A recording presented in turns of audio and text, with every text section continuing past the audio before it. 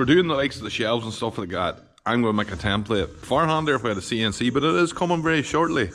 For now, this is what we're having to work with.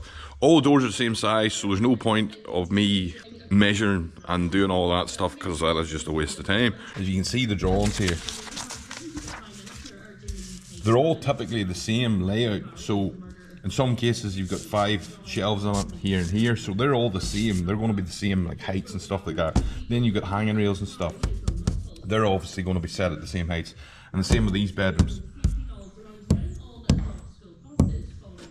So everything's going to be the same, so it makes sense for me to actually make a template rather than me trying to measure everything. What we'll do is measure the actual height of the unit, the inside measurement, not the actual outside. 2200, so it should be 2164, which it is. Now we don't actually have to go full depth. I don't have anything that wide and that long, so it doesn't make sense for me to actually cut a sheet just to get a template. So what we're going to do is we're going to just use a strip, say of 150mm, mark the same distance, 50mm back from the front and then 50mm back from the back edge, and then that means I can alternate that. Also, see any of these boards, I don't know if you can see them, they are very rough on either end, so we obviously need to square these first. Some people might just hook the tape onto that, but that is rough, could be off square, more likely it is off square. So what we do is square up both ends, or square up one end, measure back, cut our size, and then that's it, we're good to go.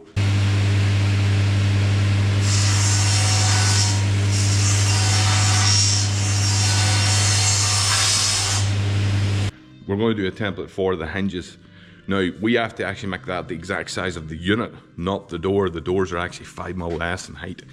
But if we done that and set it up on our jig, on our actual machine, and use the stoppers that are already there, they wouldn't line up. What we do is we set it to the height of the unit. When we go over to the machine to actually bore it, we actually set it back 2.5mm.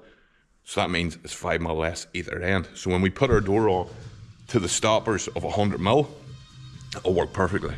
There should be no issues whatsoever.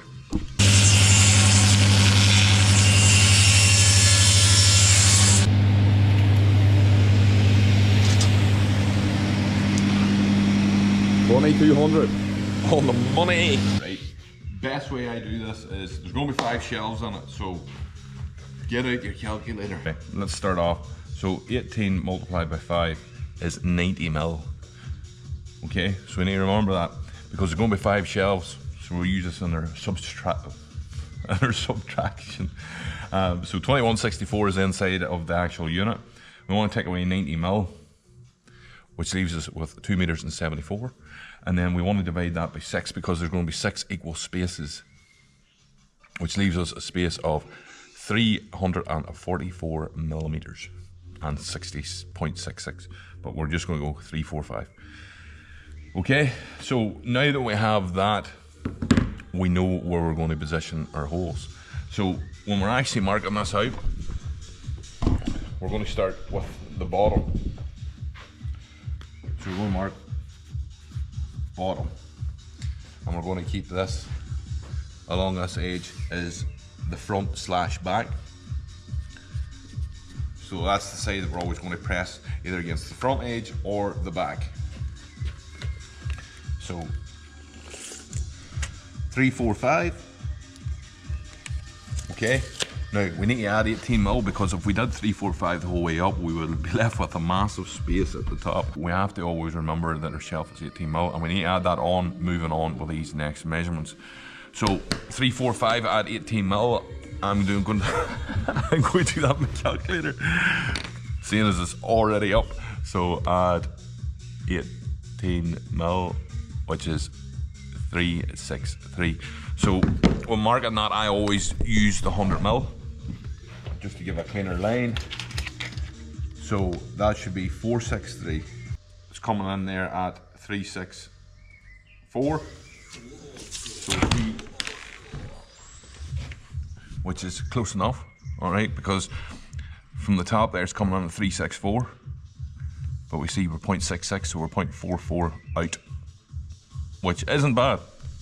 We'll let it go at that, lads. I'm going to mark these lines just through. template done. We'll stick a wee 3mm through to start with. This is a wee planer. There we have it, lads. That is how you make a template for your shelves.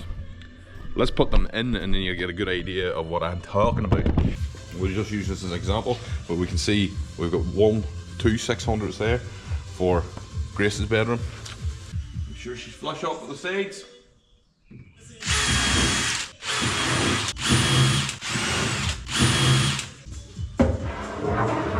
Now a lot of people will put like a stopper or something on, and I will do it for you actually, just so you can see what I'm talking about.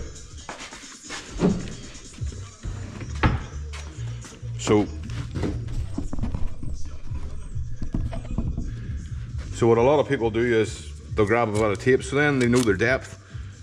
This is just a wee quick one. Some people, you can get depth stoppers for your drill bits, but people just do this out of pure handiness.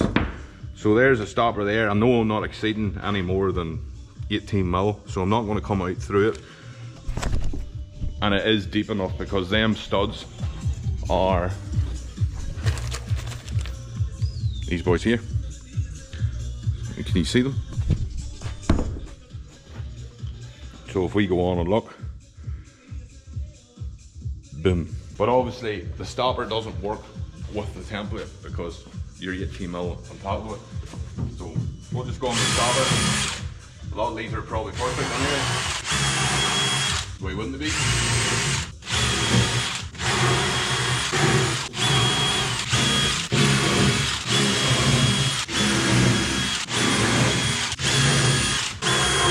You also need to watch, see when you're actually using like masking tape as a stopper, you can see the way it's fared and it's actually pushing down a bit.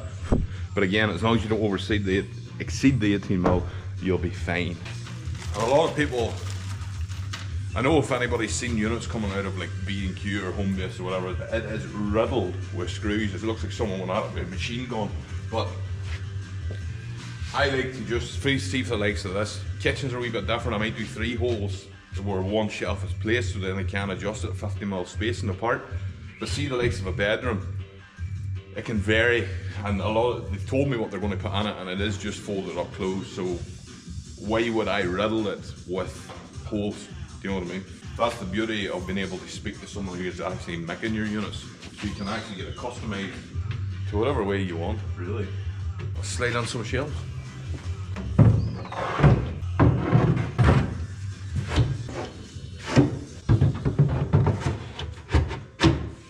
There we have it. All the shelves put in, equal spacing. I'm going to be a bit honest here. Them shelves shouldn't be that deep, so they shouldn't. So I'm going to knock them back 20mm because they are an internal shelf. They don't need to be out that deep, you know. So I will do that. I just had cut everything the same, top and bottom shelves included. So I'll knock them back 20mm, but that'll leave it completely perfect.